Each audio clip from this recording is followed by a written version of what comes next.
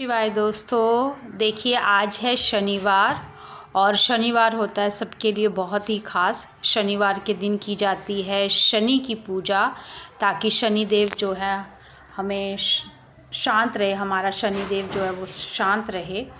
तो शनि देव में की जाती है भोलेनाथ की पूजा, क्योंकि भोलेनाथ की पूजा करने से शनि जो है वो शांत होते हैं।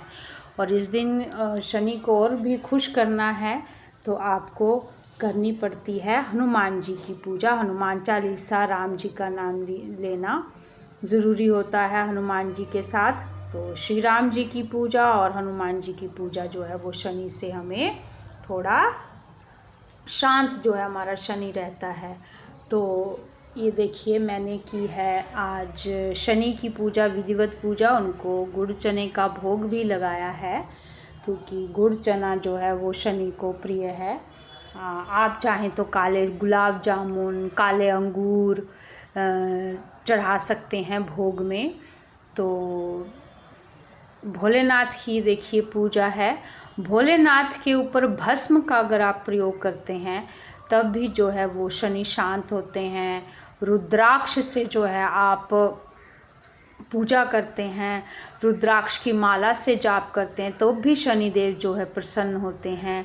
काले तिल विशेष रूप से जो है वो शनि के लिए ही, शनि की बाधा के लिए जो है वो शांत करने के लिए काले तिल का प्रयोग जो है वो भोलेनाथ पर किया जाता है। इस दिन अगर आप पानी में काले तिल डालकर स्नान करते हैं तब भी आपका शनि जो है वो शांत होता है। भोलेनाथ की पूजा करते हैं तब भी आपका शांत होता है शनि।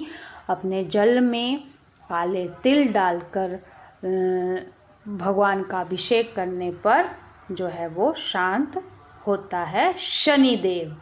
तो ज़रूर कीजिएगा। और एक और है कि शनिवार के दिन जो है वो अगर आप काला कुत्ता मिल जाए और उसको आप सरसों के तेल में बनाकर कोई परोंठा, पूरी, पकवान कुछ भी है जो वो आप डाल दें तब तो वाह क्या ही कहने, क्योंकि इस साल का जो राजा है, इस साल का जो स्वामी है वो शनि है। और शनि जो है वो अगर आप कुत्तों की सेवा करते हैं तो वो बहुत प्रसन्न होता है। इसके साथ साथ राहु केतु भी आपके जो है वो प्रसन्न होते हैं। चींटियों को जो है चीनी और आटा डालिए, उससे भी जो है आपका जो है राहु केतु जो है वो शांत होते हैं।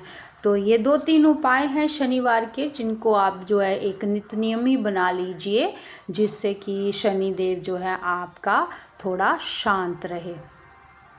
मैंने मंदिरों में कई बार देखा है कि लोग जो है सारी ज़िंदगी ऐसे ही चिल्लाते रहते, रोते रहते, हमारे ग्रह शांत नहीं, हमारे ग्रह शांत नहीं।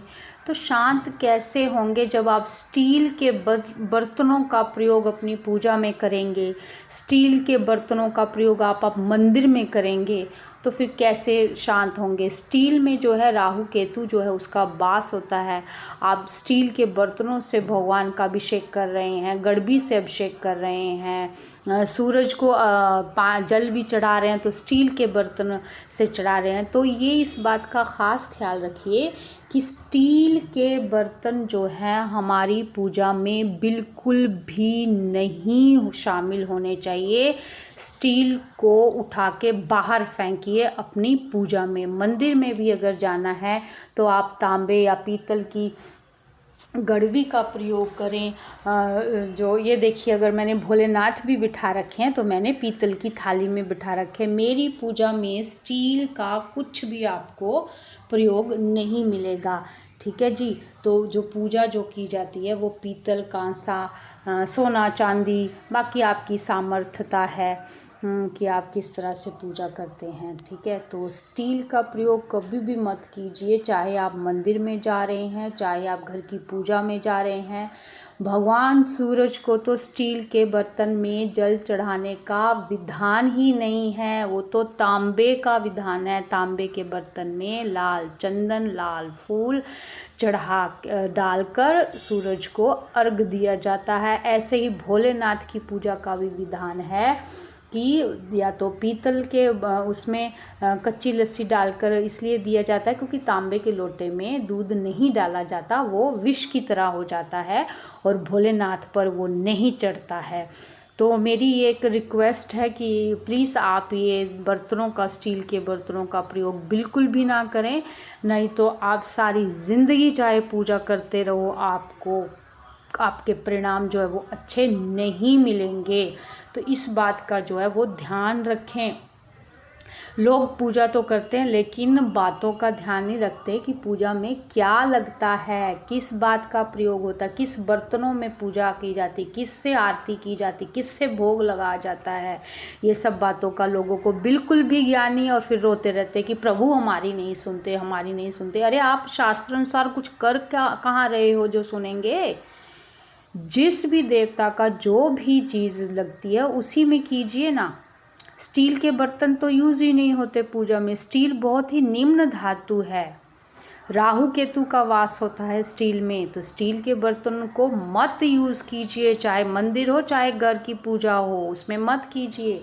देखिए ये मेरे लिए, देखो मैंने बिल्कुल भी नहीं, स्टील मैं बिल्कुल भी यूज़ नहीं करती हूँ। मेरी हर जो बर्तन है, ये देखिए आप बर्तन दे सकते हैं, ये देखिए ये सब जो है वो पीतल के हैं या तो तांबे के हैं। ठीक है, तो उम्मीद करती हूँ कि आपको ये जानकारी अच्छी लगी होगी और आप भी विधिवत पूजा कीजिए। शनिवार को एक नित्य नियम बना लीजिए भगवान शनिदेव की पूजा का। ये देखो 9 ग्रहों के सिंबल भी मैंने रखे हुए हैं, इसी के अकॉर्डिंगली मैं जो है वो पूजा करती हूँ। उनके जो मंत्र है, बीज मंत्र है या पाठ है, जो भी वो करती हूँ। तो आप भी इसी तरह से कीजिए और भगवान को प्रसन्न कीजिए, अपने ग्रह को शांत कीजिए। बहुत मेहनत प्रयास करना पड़ता है, हर चीज़ का एक एक छोटी छोटी चीज़ का बात का ध्यान रखना पड़ता है, तब जाके आपकी पूजा सफल होती है। नहीं तो ऐसे ही जस्ट कर दी, कुछ भी ले लिया, कुछ भी कर दिया, ऐसे नहीं है। विधि विधान इसीलिए बनाए गए हैं। हर देवता का, हर देवी का अपना पूजा करने का विधान है। ठीक है जी, तो इन बातों का अवश्य ध्यान रखिए। लाइक शेयर सब्सक्राइब कीजिए, वीडियो अच्छा लगे तो लाइक ज़रूर कीजिएगा। और इसी और अच्छी जानकारी के साथ मैं आपको फिर आऊँगी। तब तक के लिए अपना ख्याल रखें। धन्यवाद। जय श्री कृष्ण। ओम नमः शिवाय। धन्यवाद।